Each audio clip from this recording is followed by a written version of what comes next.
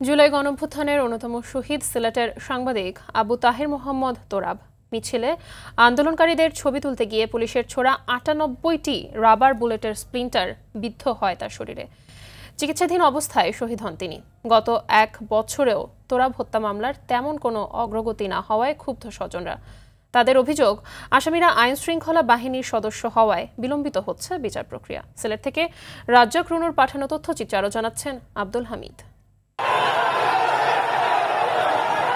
২০২৪ সালের জুলাই মাস, দেশ জুড়ে পুরোদমে চলছে স্বৈরাচারী সরকারের বিরুদ্ধে বৈষম্য বিরোধী আন্দোলন। রাজধানী পেরিয়ে আন্দোলনের উত্তাপ ছড়িয়ে পড়ে সিলেটেও। ১৯ জুলাই পুলিশের বাধা উপেক্ষা করে নগরীর বিভিন্ন পয়েন্টে মিছিল আর প্রতিবাদ সমাবেশ করে ছাত্র জনতা। শহরের কোর্ট পয়েন্টে মিছিলের ছবি তুলতে গিয়ে ৯৮টি রাবার বুলেটের স্প্লিন্টার বিদ্ধ হয় দৈনিক নয়াদিগন্ত পত্রিকার সিলেট ব্যুরো প্রধান তোরাবের শরীরে। এ ঘটনায় গেল বছরের ১৯ আগস্ট ১৮ পুলিশ সদস্যের নাম উল্লেখ সহ অজ্ঞাত ২৫০ জনকে আসামি করে আদালতে মামলা করেন তার ভাই।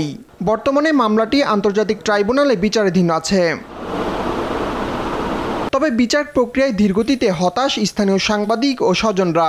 আমরা এই হত্যাকাণ্ডের তীব্র নিন্দা জানাচ্ছি এবং দায়িত্বরত অবস্থায় একজন সাংবাদিকের উপর লক্ষ্য করে যে গুলি ছুড়েছে যেই সব পুলিশ, সেই পুলিশদের আইনের আওতায় এনে তাদের শাস্তি দাবি করছি।